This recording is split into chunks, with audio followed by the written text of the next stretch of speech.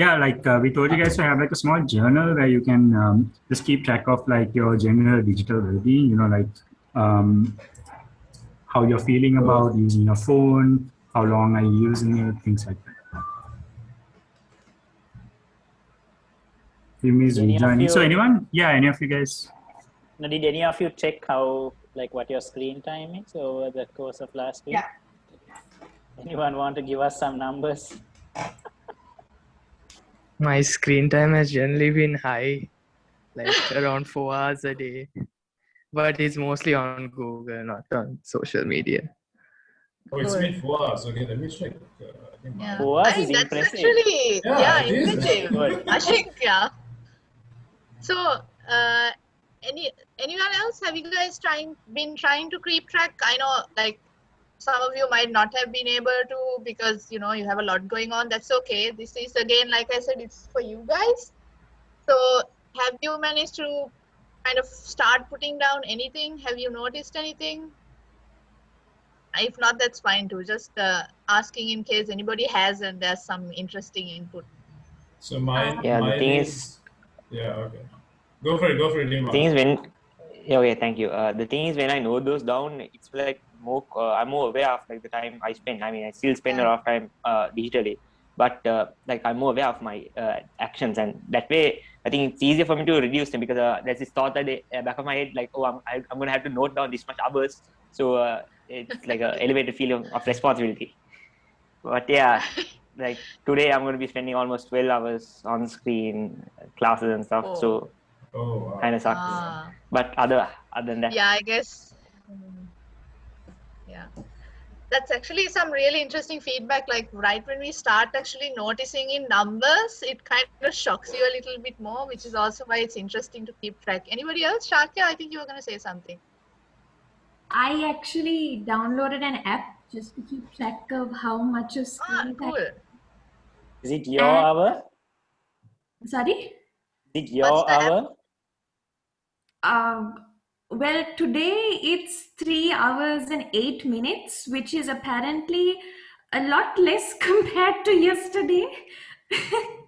Is the app called Your Hour? No, I think it's there by default on my phone. I didn't realize it until after cool. I actually kind of checked it. So, but interestingly, we also had a power cut for almost an entire day over here. So I couldn't really check social media and what YouTube videos and half of the stuff that I would usually do. And I honestly think I would agree with what we just spoke about. I was a lot more aware of time and I found myself being far more productive than I was because according to this app which is recording my screen time, I seem to spend most of my time on YouTube and on WhatsApp. So Yeah, Malin, you have a YouTube addiction, right? I think Malin has a YouTube addiction. Yeah. So so just to try to make sense of that, like there's this principle called salience, right? Which is where like what you're doing becomes salient, or when it sort of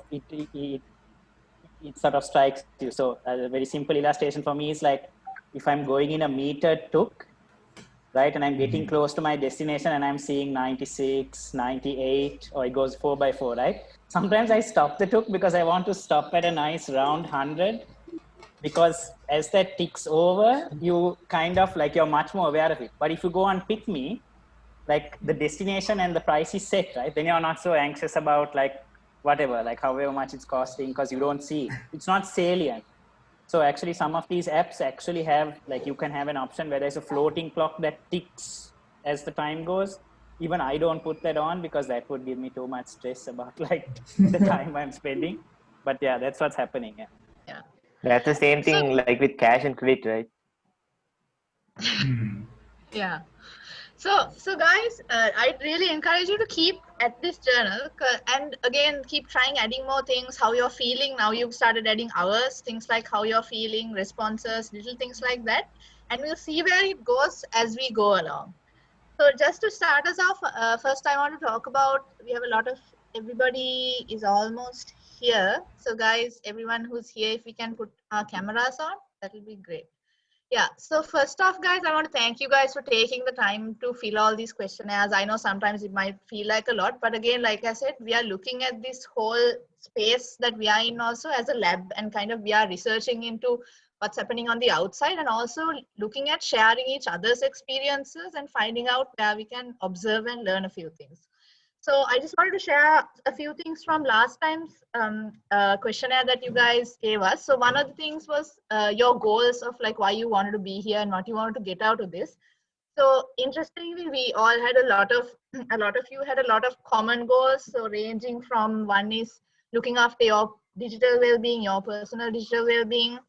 Then some of you wanted to really get into the nitty-gritties, facts, research, and really learn about these things in detail. And then also how to create impactful and meaningful content around it, not just something that will go on the internet, but meaningful content, which is amazing.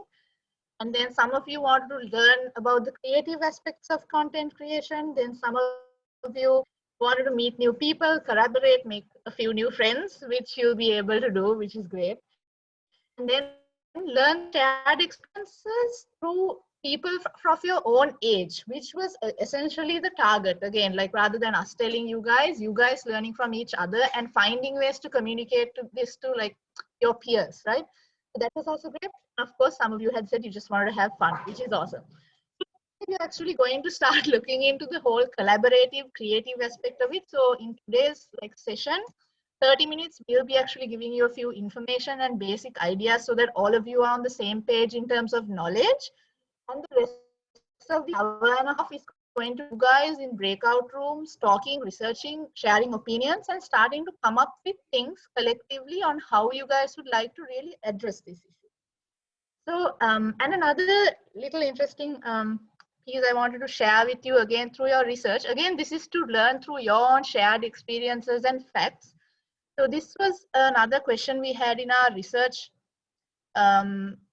another research question that you guys answered that I wanted to show you.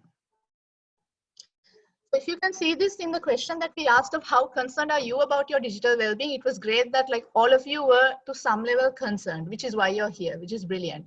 But as you can see, majority of you said you were all somewhat concerned, whereas if you look at the question of how concerned are your parents about your digital well-being, the majority of you said that your parents are very concerned, while all of you are somewhat concerned. Again, I wanted to share this not to pass judgment, again, like because we are here as peers to learn, but for you to also understand, a lot of you have shared experiences, so it might be interesting to start observing why and where this might be coming from. So again, we'll be sharing some of the research with you as we go so that you can begin to understand what's going on. So along with that, I had a few notices also for you guys. So today we'll be talking about privacy. And on that note, we believe that your privacy is really important. So Sanjeev has prepared a release form for you guys. This is just to make sure that we have your consent. If we are sharing like any of your, any of your images for social media, like updates on what we are doing. So we just want to have your consent to share this. So we'll be sharing a release form with you guys that you can just sign and send back to us. And just a few forum rules just to set out, again, because a lot of our discussions, especially when you guys start talking to each other, sometimes personal and intimate experiences might come up. And again, we don't want to stop you from sharing these because this is how you learn, right? So, but when you're sharing this, we just want to give you the precaution. If it's highly personal, if it involves someone close to you, we would advise that you anonymize some of the names just for your own safety or your friend's safety when you're kind of sharing stories. Just a little note. And in addition to this, of course, treat each other with respect, dignity that you would all kind of want, because again, when you're sharing this kind of information, make sure that it just stays on this platform. You're a group of peers collaborating. So ensure that you're respectful of each other's kind of opinions and of each other. So on that note, I wanted to quickly ask you before I hand it over to Malin, Nishan, and Sanjit to kind of take you through a presentation. Yeah, so they're gonna take you through the rest of the half an hour on like kind of the basics of privacy, like what you should know. And afterwards, let's go to our collaborative session. Sound good? Cool. Over to you guys. Yeah. Also, I think like I should introduce myself. So I'm Chris J, and I'm the 5th team member of DWI. So I was in here last time, so I couldn't like meet you guys. So I'm a medical graduate, and last time I couldn't make it because I had an exam. So I'm excited to work with all of you. Thanks, Chris. Thanks, Kimi. So like we said, the first 30 minutes, we'll just have a quick chat about privacy, and then we'll go into this collaborative creative session, right? So let me quickly share my screen because some of you, I believe, have to run a little early.